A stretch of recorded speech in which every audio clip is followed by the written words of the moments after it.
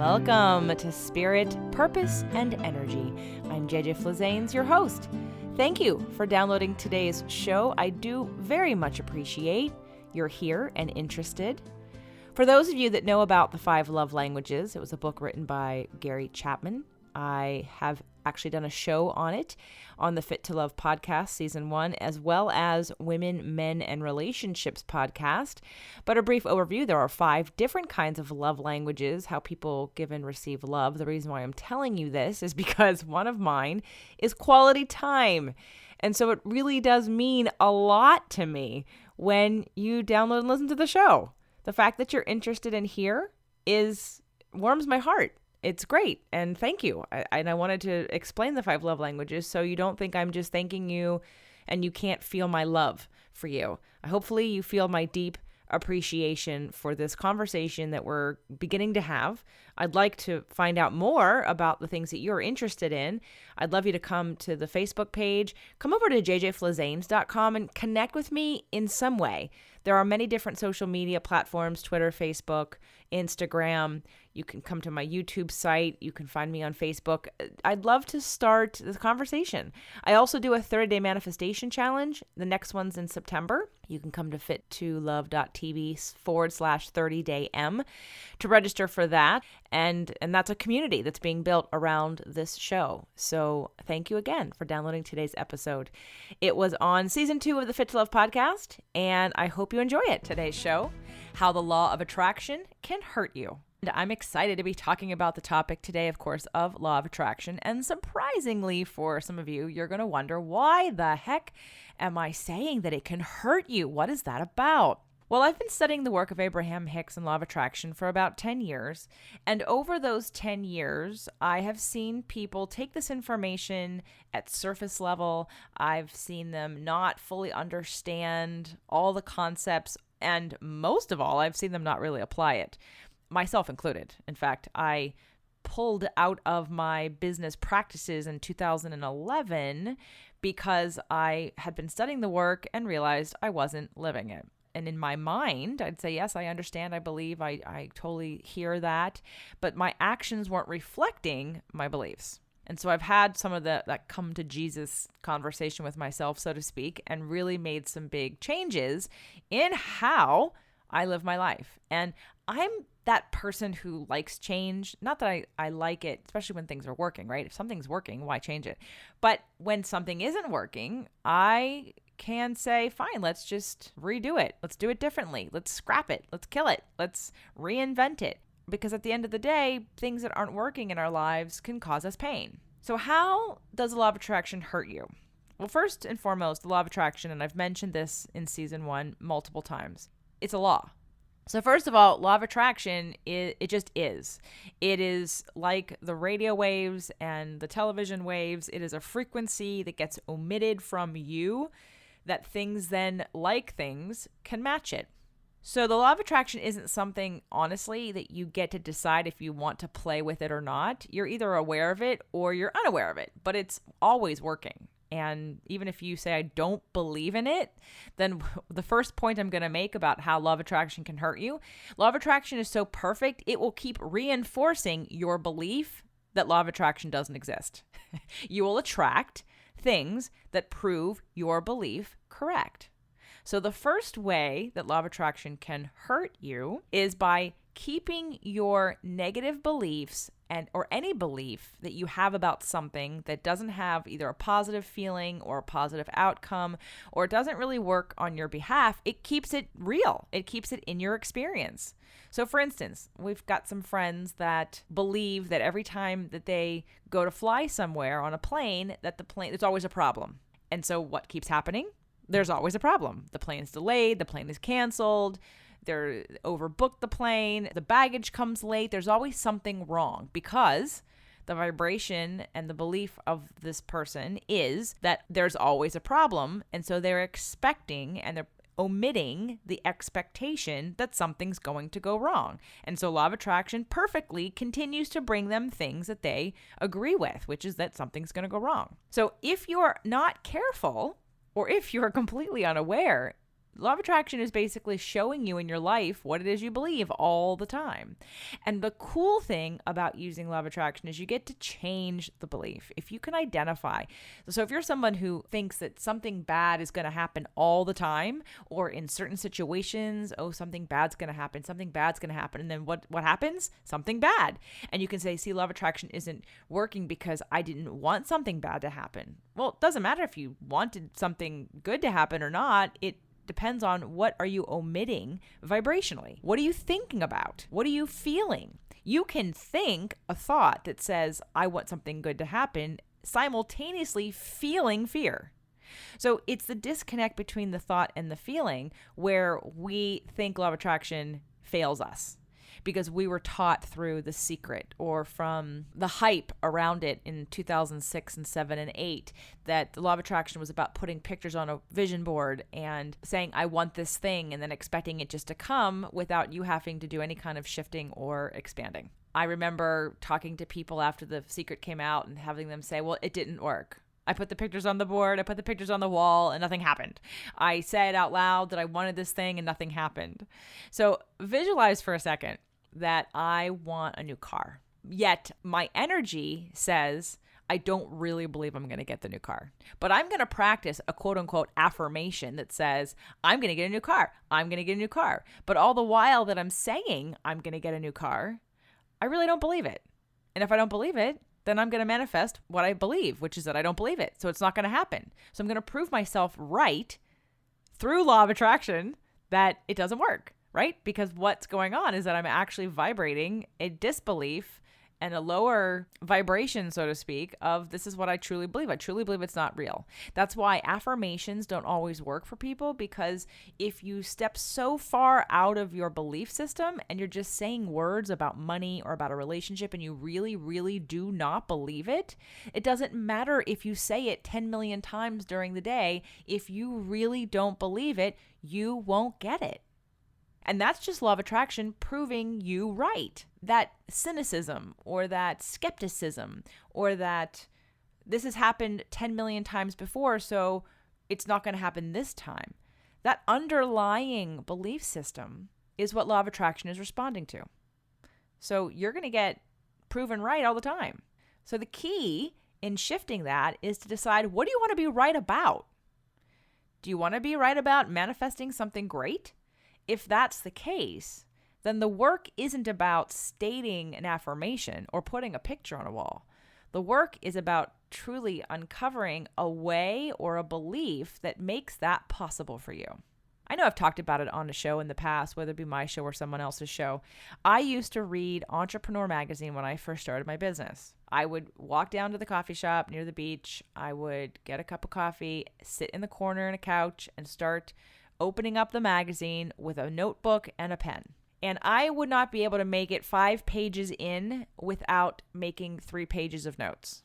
In fact, it got to be so exhausting, I couldn't even read the magazine anymore. I wasn't even really reading the magazine. I would flip 3 pages and get so many ideas about what I could do to make money, or what I could do to succeed in business, or to create something new and fabulous that would take the world by storm, that I would be so overwhelmed with my growing, never-ending, overwhelming to-do list. And so what ended up happening is that I stopped reading Entrepreneur magazine and I stopped making to-do lists because it was too much. Now my relationship with Entrepreneur magazine has changed because I stopped making to-do lists. I stopped allowing every idea to say to me, this is the right idea, take action on this now. And it wasn't, because it was coming from anxiety. What I didn't realize about law of attraction back then is that I was looking feverishly for how to survive in business, how to make it, how to get that one thing that was going to take me to the next level. And so the energy behind my research was really fear-based. It wasn't based on pure creativity coming from within me and inspiration connected to my higher self and what I really wanted to be doing and what I truly enjoyed. It was really about how to make money. So what did I manifest? More ideas about how to make money and more ideas about things that I kept thinking I had to take action on. So fast forward, we're now 10 years later, and I'm reading Entrepreneur magazine with no to-do list, because to-do lists just did not serve me in that way. And I'm getting inspired about what's possible. So the point of the story and about addressing your belief system is that if you say, what is it that you truly, truly want? Do you want to lose weight? Do you want to manifest a partner? Do you want to have a successful business? But yet being truly honest with yourself, do you really believe it's possible? And if it's something because, let's say, weight loss, maybe you've struggled for a long time and you just really don't believe it's possible. If you can identify and be truly honest and say to yourself, you know what? What's standing in my way is me and me believing that it's not possible. I would encourage you to pick up some of those fitness and health magazines that do testimonials or search them online. Depending on your situation, you could probably find one or two, if not 1,000 examples of someone just like you who had the same situation, the same scenario, and they overcame it. And those are the kinds of stories you want to look for, the kind of proof that's out there that can help to shift your belief from it's not possible to it is possible. Because until you move that dial from it's not possible, but I'm going to pretend and go through the motions as if it's going to help, but my true belief underneath this is that it's really not going to help me and that nothing is going to change, that's exactly what you're going to keep getting. And if you do it thinking this isn't going to work because nothing else has worked, that's what you're going to get.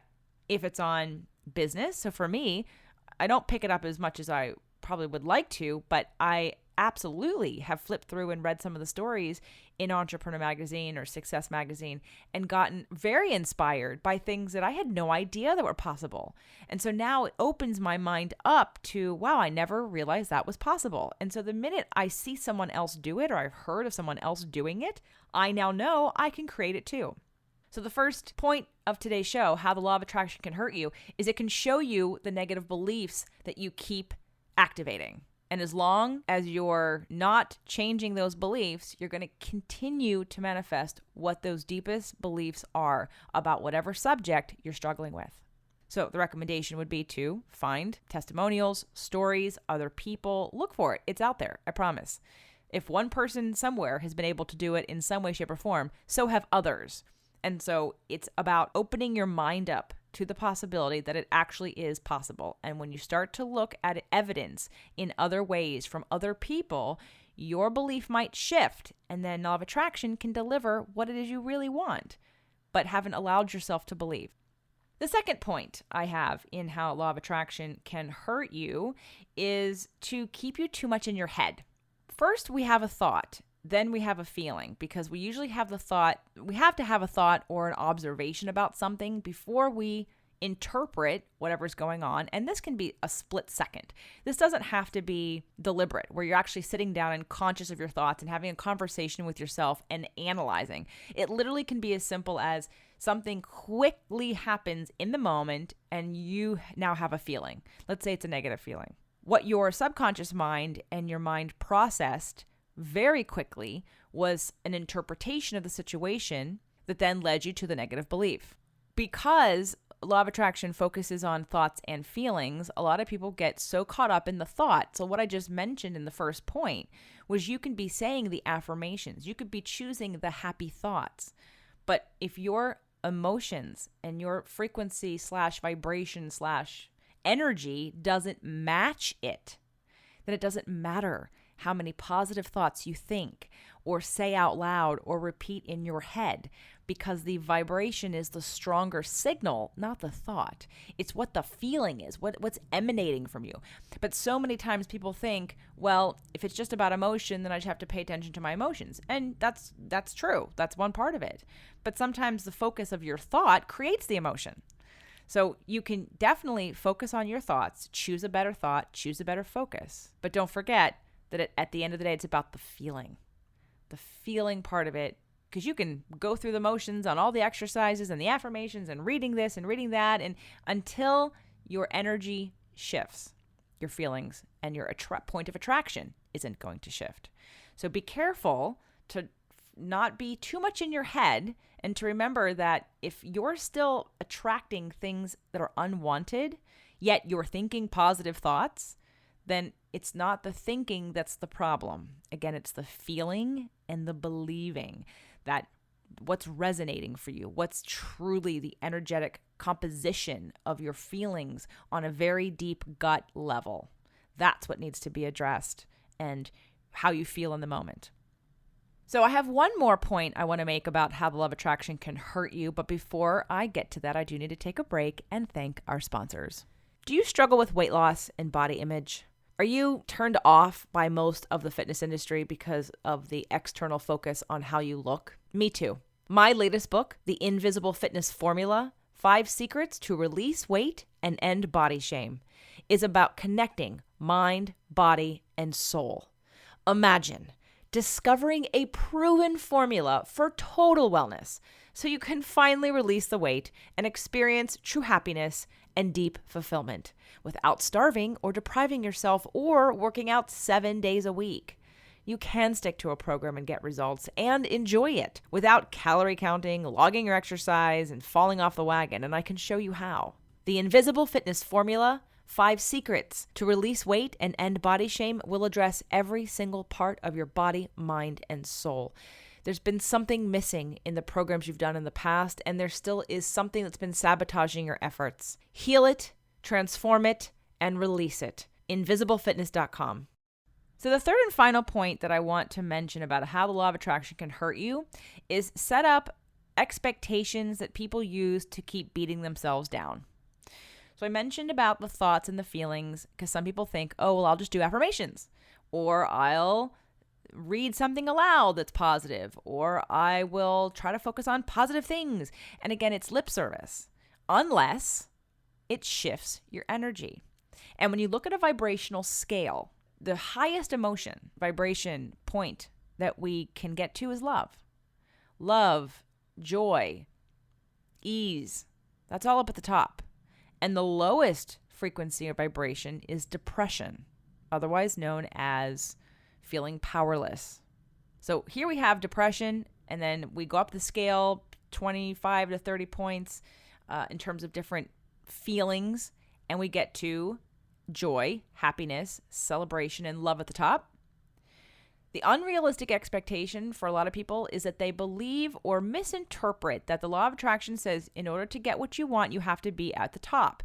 So for someone who's at the bottom and currently feeling crappy, all of a sudden you put this pressure on yourself. Well, I have to be in love and joy and excitement. So I have to get there now in a split second. And it's too hard. It's too hard. It's too far away. That's like saying you're going to go to the gym 3 times and lose the 50 pounds you gained over the last 10 years. It doesn't work like that. So the most important emotion that I want to impress upon you, that it's important for you to remember in any emotional management / law of attraction focused way, the most important emotion for everyone is relief. Yes, relief. Finding relief. No matter where you are on the scale, if you're at the bottom at depression, if you're in the middle at discouragement or frustration, or even if you're towards the top on hope or joy, if you're having an itchy moment emotionally and you know you're not feeling great, you're not feeling whole or in alignment with who you are or feeling happy or energized, rather than say, I'm depressed and I should be happy, so I'm going to say these affirmations or I'm going to do these things so that I can pump my energy up to happy in order to manifest what it is I want, go from where you are to relief. Find a way to feel relief. And I say that carefully because that is one of the biggest reasons why addictions are so common for all of us, because we find relief in detaching. We find relief in numbing. We find relief in suppressing. So we use food or drugs or alcohol or control. Control's a big one. Or we use technology, television, video games, movies, or we use work. And there's workaholism, right? If we're serving other people and we are putting out fires all the time, then that's a distraction from how we're really feeling and what it is we really need. So I want you to take the pressure off yourself if you're beating yourself up for not being in the highest vibration you can be. I went through this all week. It's been a very frustrating week. And I was in this energy yesterday of feeling frustrated, sad, slightly powerless, hopeless, not quite hopeless, that's pretty bad. I'd say temporarily hopeless or feeling frustrated enough to sort of want to surrender or give up. And so I tried to find some relief. I watched a little bit of a show on Netflix. I took a bath with some essential oils and I was reading. I had some fun foods. I didn't overeat and I definitely didn't abuse food or alcohol yesterday, but I did have a glass of wine later to celebrate with a friend. I did have a little bit of gluten-free pasta for lunch. It was literally a half of a bowl, but being paleo, I would prefer not to eat that kind of thing, but I just said, you know what? I'm just going to do it. And I did it. And it didn't necessarily bring me relief because it didn't focus on the problem, but I was careful and conscious. And I think that's really another important lesson, is to just find relief as consciously as you can. And the law of attraction teaches that you focus. So if I'm looking at my quote unquote conflict or contrast, let's say it's a situation where I need something from somebody else, but they're not giving it to me. And I feel powerless, I feel frustrated, I may be angry and fearful. And if I keep looking at that thing, I'm going to continue to feel all those feelings unless I make peace with it, which you can do. You can problem solve and make peace with whatever it is and say, well, if it's meant to be, it'll be. I can always be late. I can follow up later. I know that I eventually will get it. You can absolutely ease the resistance around whatever you're looking at. But if that's a skill you haven't honed yet, the next best thing is to redirect your focus somewhere else and to choose your thoughts. That's why we recommend gratitude lists and appreciation lists and manifestation lists and gratitude journals before you go to bed at night, playing a game with somebody. So that way the conversation isn't around what's going wrong, but you really are truly acknowledging what is going right. And not to do it with fluff, not to make up stuff that doesn't exist, but to actually really acknowledge, truly acknowledge all of the things that you are appreciative of, things that you take for granted potentially on a daily basis, like that you're alive, that you're healthy, that you have a job, that you have a house, or that you live in a home, whether it be yours or not, doesn't really matter. You have a roof over your head is the point, that you have family that cares for you, or friends that care for you, or pets that care for you, and pets or children or friends or family that you care for, that you live in a place that provides you a certain community, or that you have great weather, or that you're safe and that you're not running for your life somehow, that you have some kind of security in maybe there's money in the bank, or you've got your life set up in a way that you know you're taken care of. There's always something that you can truly be grateful for and appreciative of. And I want to stop. I'm going to do a whole show on the difference between gratitude and appreciation, but there's always something to appreciate. And the saying goes that you don't know what you've got until it's gone. So let's not wait till things are gone to look at what we have, to be grateful and to actively appreciate all, and affirm and click into that energy of all the things that are working for you. Because too many times the habit of all of us, myself included, is to beat myself up for where I'm not, what my expectations are that haven't come true yet, what do I have to do to get there, when's it going to happen, all that conversation. And I'm sharing this with you because I'm not immune to it. What I've practiced, just like in exercise, when you exercise more, you get stronger. It gets easier. It doesn't last as long to be in those darker places because you've practiced doing the work that focuses you on appreciation. You've practiced paying attention to how you feel so that you understand how you can feel better without using an addiction, without drinking too much, or without eating too much, or without numbing yourself completely, through some kind of refocus, whether it be that you call up a friend, whether you do what you need. You figure out what your needs are and you take care of those needs. And you can also surrender. You just surrender to what it is and let it flow and let it pass. And even in the giving up and the surrender, it will.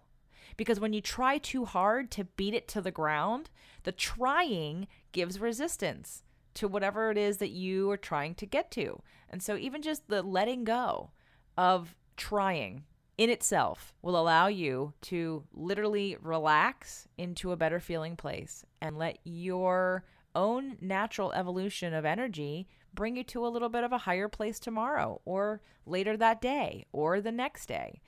But the trying so hard and the beating up of yourself. So I definitely see that I have struggled with that too, because once I learn what to do, I expect myself to do it. But there have been times where I'm like, you know what? I worked all weekend and I don't have to feel good today, and I don't have to figure out why, and I don't need to numb it through food, alcohol, or technology, but I definitely feel the need for relief. So if there's anything you take away from today's show, it is that the most important emotion to focus on, especially when you don't feel good, is relief. But to do it in a conscious way that doesn't abuse or numb you, because again, that's not going to solve the problem. Allow yourself to feel what you feel. Cry if you need to let it out. Earth with your feet on the ground to help to reestablish some of those energies. Get a massage, get some acupuncture, have a therapy session or a coaching session, put some fun music on and dance around. I remember one time when back in early 2000s when I'd started my business and I was in a transition, I had so much fear, so much survival fear.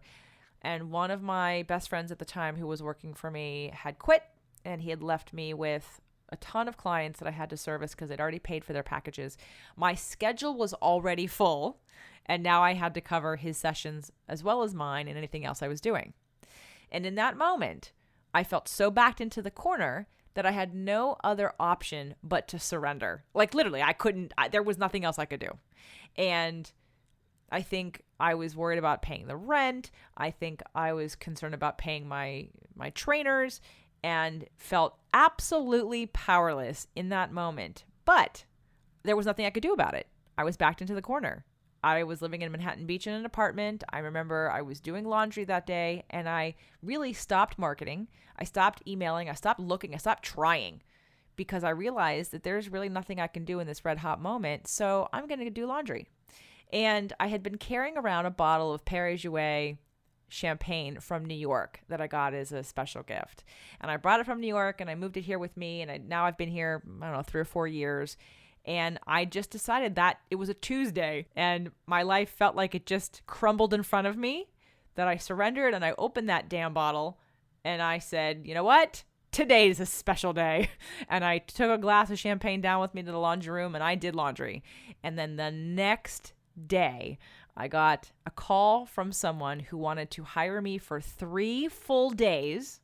So at that point, that was like a day rate that I had for people that wanted a retreat or a personalized retreat. So he hired me for 3 full days and then bought my top package of 30 personal training sessions. So I just made more money probably in the next 3 days than I had the 2 months prior to that. But it only came to me after I surrendered. It only came to me after I let it go and I stopped trying. So when you look at the law of attraction as a tool and how you're using it, try not to use it as a way to beat yourself up and keep yourself stuck. Use it as a mirror, as information to let yourself know what it is you are attracting, what's coming to you, what does it say about you, what messages are in these people and situations that you're attracting. And it doesn't necessarily mean it's about you. It just could be something that gets you more clarity. I mean, that's why it all comes to you anyway, is to help with clarity of what it is you do want and help you to focus on the next expansion of your awareness. It's all growth. It's all necessary, but it doesn't have to be taken so seriously. So I hope that something I've said today has given you some relief, and I look forward to having a conversation with you about this topic. Come on over to fittolove.tv. If you are a law of attraction person, come on and let me know. Connect with me on Facebook.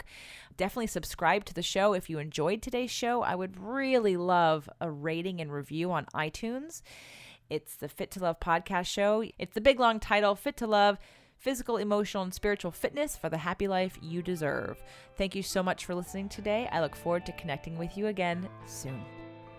Thank you again for tuning in to Spirit, Purpose, and Energy. If you're inspired and want more, come on over to fit2love.tv and check out our Freedom Fridays or find us on iTunes. More at Fit to Love, physical, emotional, and spiritual fitness for the happy life you deserve.